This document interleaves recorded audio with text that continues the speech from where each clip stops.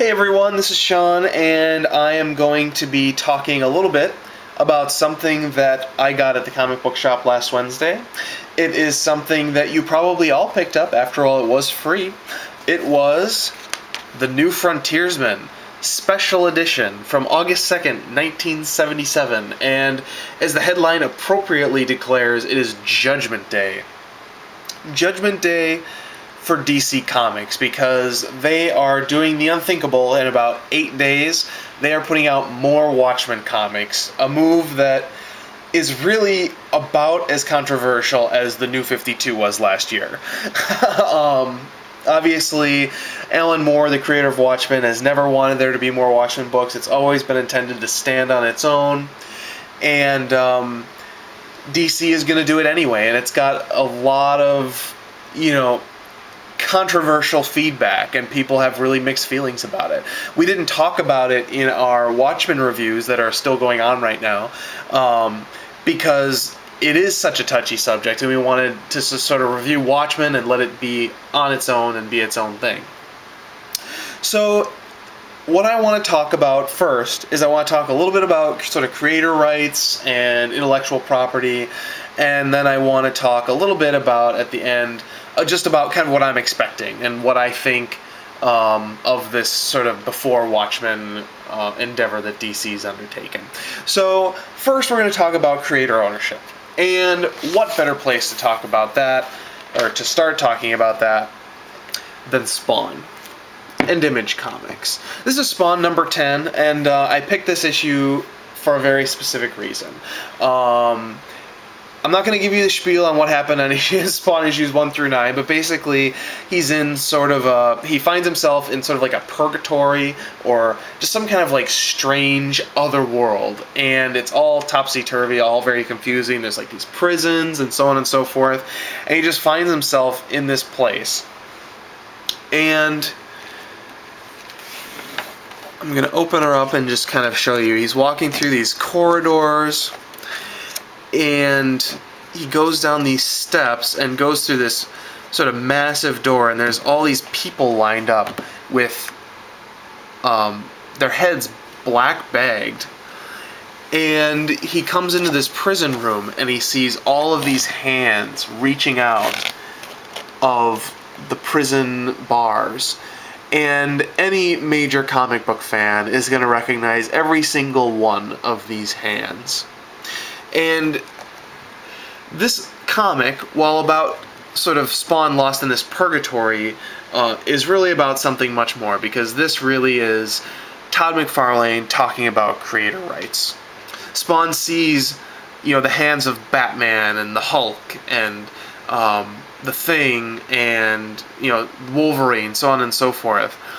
And he says, they are just, they are noble, they are heroes, champions, Watchmen, Avengers, Defenders, Men of Steel, Women of Tomorrow, Gods of Thunder, Crusaders. They are justice, they are nobility, they are trapped, they are screaming. Behind me, the hooded men tremble. Beneath their hoods, they are weeping. Injustice, help us. Injustice, save us. Injustice, please. And Spawn screams, no! So, this whole book is Todd McFarlane talking about the importance of intellectual property and creators having control over their intellectual ideas. And Spawn sort of goes through this whole bizarre hell, and he comes out, and we have this big declaration at the end. Spawn is a trademark and copyright of Todd McFarlane. Cerebus is a trademark and copyright of Dave Sim. Forever. And it's very much, Todd McFarlane sticking it to the big two, but also, it's a very strong statement about, what Image Comics' sort of whole mission was at the very beginning, and still is, which is, keeping the rights of intellectual property with their creators. Now, that is, in my opinion, a really important place to start, because we have Watchmen and we have Alan Moore, who, doesn't own the intellectual rights to his characters in Watchmen. But at the same time, Watchmen is part of a bigger conversation too, because all the characters, are homages to Charlton's characters, obviously, because originally the story was, going to feature those characters. And, the story is in many ways tied into an Outer Limits episode. So, these aren't original ideas in the first place, but of course he's given them such a unique spin and such a unique take that it's become its own thing. And there's something to be said for a creator having the right to do whatever he wants with his characters, or not do what he doesn't want to do with his characters. So with Alan Moore not wanting more Watchmen, it's not unreasonable for DC to respect those wishes.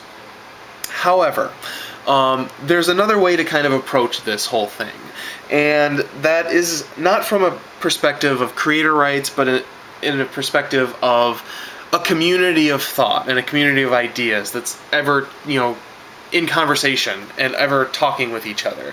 And it's important to note that Watchmen is a part of a greater conversation. As I said, it's not an original work in and of itself, in the sense that its characters come from other characters, its story comes from other stories. It's just the way Alan Moore presents it that has made it completely new and fresh. So let's talk about sort of the greater community of ideas a little bit, because I think it's important to let that greater community have control of your work to some degree, because when you write something or when you create something and you bring it to the people, ultimately it belongs to those people, and they really are going to do whatever they want with it. And history has proven time and time again that the true classics can stand up. Oh, pardon me, my phone's going off. I'm going to ignore it. The true classics have withstood that scrutiny. Those extra fingers in the pie, those extra people thinking about your material and adding to it. So just to give a couple of examples, The Wizard of Oz is a story that we might not have today, but it's a story that was spun out by many, many different people over time, many, many different spin-offs, sequels, prequels, whatever, all kinds of stories in the world of Oz, none of which were by the original author, but all of which kept people's imagination alive with that original story, and kept people thinking about that original story, and as a result, The Wizard of Oz is a classic today. Another good example is Don Quixote, the first novel ever written by Miguel de Cervantes in the 1600s. That was a story that he wrote, and people fell in love with the idea of Don Quixote, and they all started writing basically fan fiction and publishing it, and there was really no copyright back then, so just Don Quixote was everywhere, and there were all these different stories and all these different interpretations, and eventually Cervantes wrote a sequel himself to kill the character off and make the fan zines and the fan ideas stop coming. But it's important to recognize that we might not have Don Quixote today if it wasn't for all of those people keeping the story alive until the time came when Cervantes basically finished it and gave us part 2, in which Don Quixote dies. And Don Quixote wouldn't be the same character if we had only ever had that first story from Cervantes and Don Quixote had not died. That's an integral part of his character arc, is that he doesn't live. So, that greater conversation can be incredibly important to works of art. Then they're also really important to their survival, both in terms of people's imagination and how they approach them, but in a very literal way. If you look back to a long, long time ago, that sounds really silly, but to like classic Greek and Roman ideas. And you have people like Plato and Aristotle. And Aristotle has been, obviously an incredibly important part of Western civilization. All the way up, many of his ideas really weren't debunked or expanded upon until, just this last couple of centuries. So, he's a very, very important figure. And he was a pupil of Plato. And Plato's work couldn't be much more different than Aristotle's work. They're very, very dissimilar. But at the same time, we still have all that old work from Plato, because to understand Aristotle, you needed to have the works by Plato, because there were references to Plato in Aristotle's work. So people held on to Plato's work, and they made sure that that stuff stayed alive. And now we still have Plato today. We might not have that if it wasn't for the fact that he had a pupil who had his own ideas. We might not still have the question if we didn't have Rorschach and Watchmen. And the list goes on and on. The best example of sort of a community of thinkers based around one idea and building off of it and reinterpreting it and going at it from many, many different angles. The greatest success story of that is the Bible. Now, Watchmen is not the Bible. So it's less important that these things happen. But nevertheless, for anyone who is someone that considers themselves a lover of Watchmen, I wouldn't be afraid of someone stepping in and taking it in another direction, because you'll never have Watchmen will never go away. This will always be what it is. And even though they could do 1,000,000 sequels and 50 prequels and any other reinterpretations, it's not going to matter, because the original Watchmen by Alan Moore and Dave Gibbons is so strong. It'll always be there. It'll always be what it is. It will always stand on its own. And it will definitely withstand the test of time. And that kind of brings me back to Spawn, because when you have something that is totally creator-owned and totally, creator-controlled, you have to think about where that leads you. Spawn, in the time that this issue came out, was a mega hit. Spawn was everywhere. And we had a cartoon, we had a TV, or not a TV show, we had a movie, and we had the comics. But since it was all very creator-controlled, all of those different media and all those different sort of places in which Spawn came out, all delivered very much the same message. And so the gene pool of ideas inside the Spawn franchise really was, even though Spawn is a very complicated and very interesting character, it became a very, very narrow gene pool, because there wasn't really a lot of extra ideas, because it was all Todd McFarlane's ideas. And as a result, in my opinion, Spawn really hasn't weathered particularly well. He's used to sell millions and millions of copies, and now he doesn't really sell very many copies. And I don't mean to knock all you Spawn fans out there. Please don't take that personally.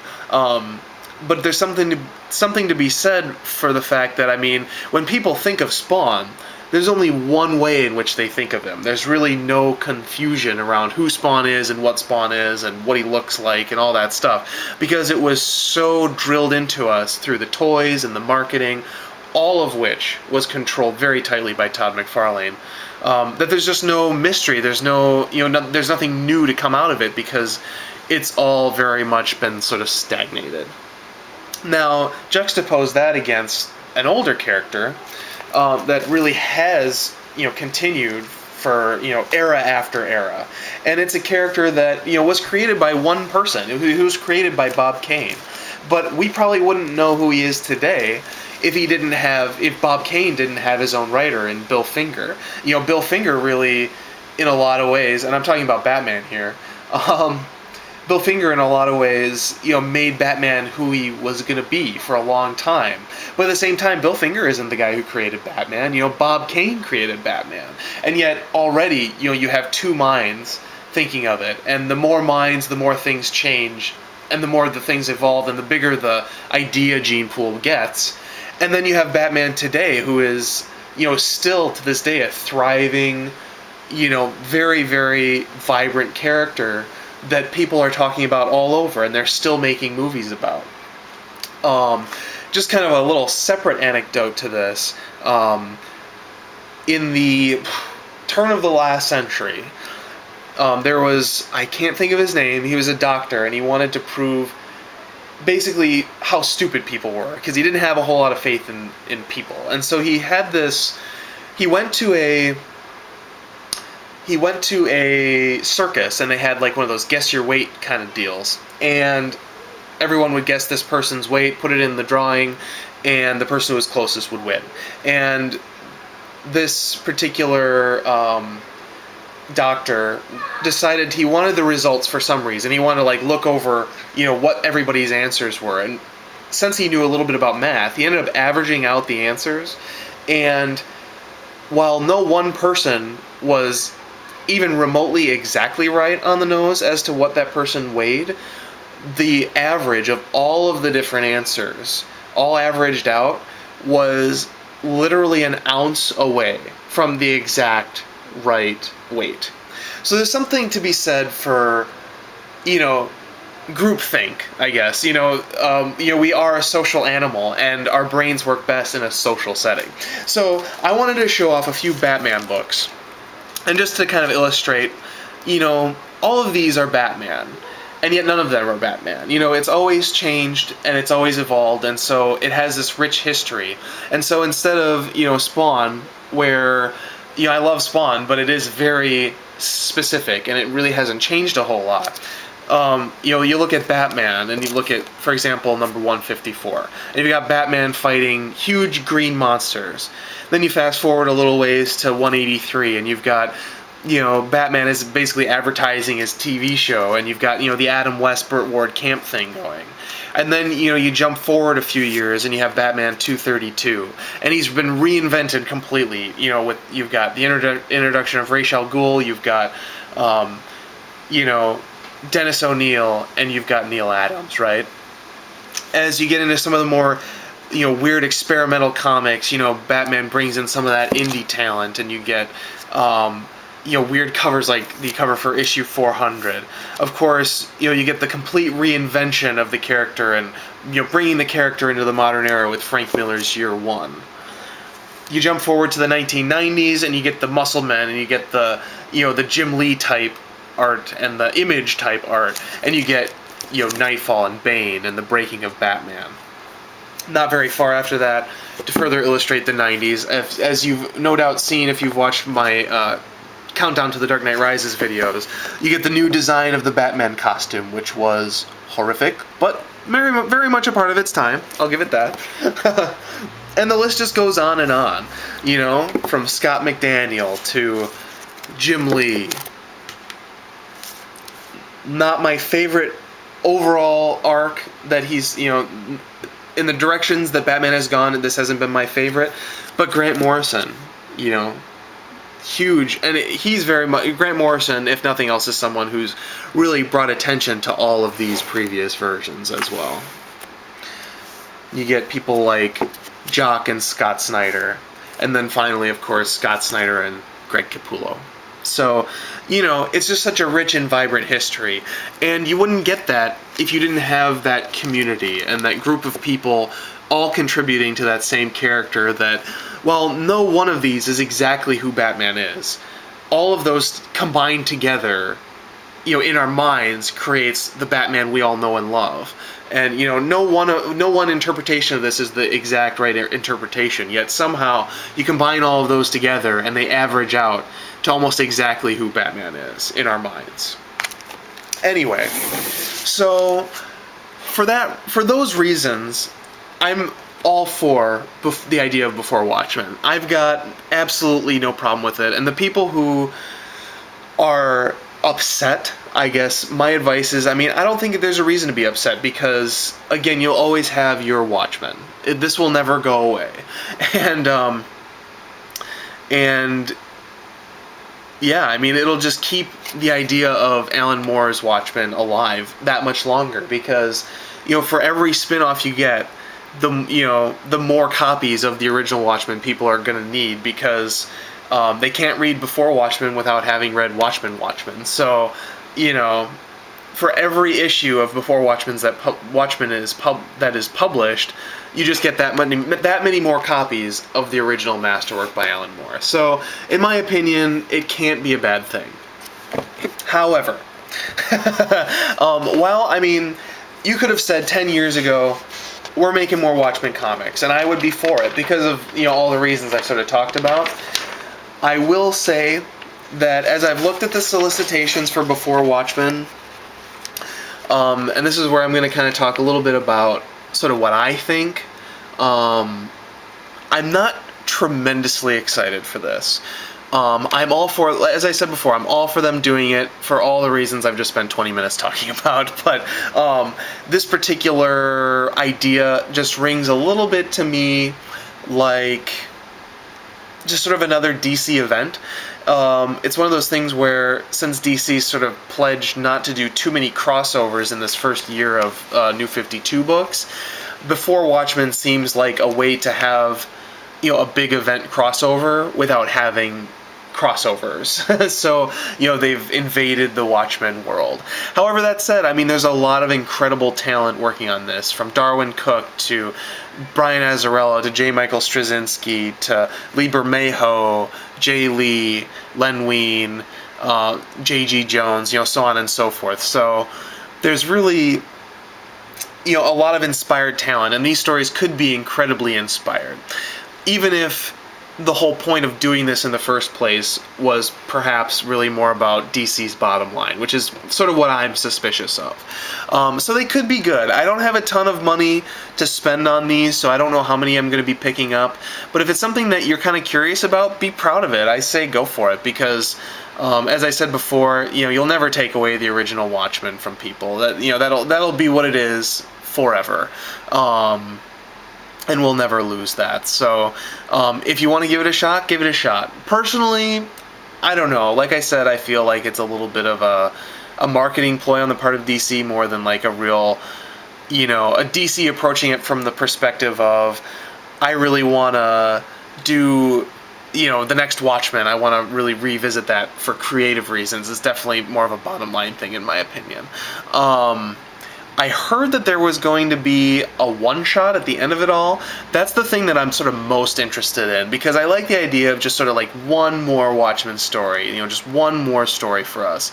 But of course, you know, we're not getting one story, we're getting 7, because it is DC and they like their crossovers. So there you have it. That's kind of my overall spiel about Before Watchmen. I hope you enjoyed this video and it wasn't too long and rambly.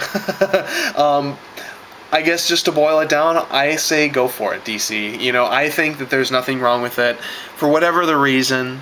And, you know, again, you can't take away the original Watchmen. So that's not something I'm worried about. Even though I don't think that this particular approach that they're taking is one that totally appeals to me personally, especially the more and more we get closer to it. I see nothing wrong with them doing this. So if it's something you've been worried about, I hope this has given you a little bit of peace of mind. That's really the main reason I wanted to do this video, because I know a lot of people are really concerned with the fact that they are, and I say don't be concerned. If you have anything you want to say about what I've said, if you have any questions, if you have any comments, disagree with me, it all goes down here, and please make a comment down there, because I'd like to know what you think sort of about what I think about it. So anyway, this video is getting really long, so I'm going to let you go. We've got new comics tomorrow. I am getting very, very little, but I will have a little review video up for you tomorrow sometime. In the meanwhile, I hope you guys have a great evening, Tuesday evening, and I will see you all bright and early on Wednesday morning.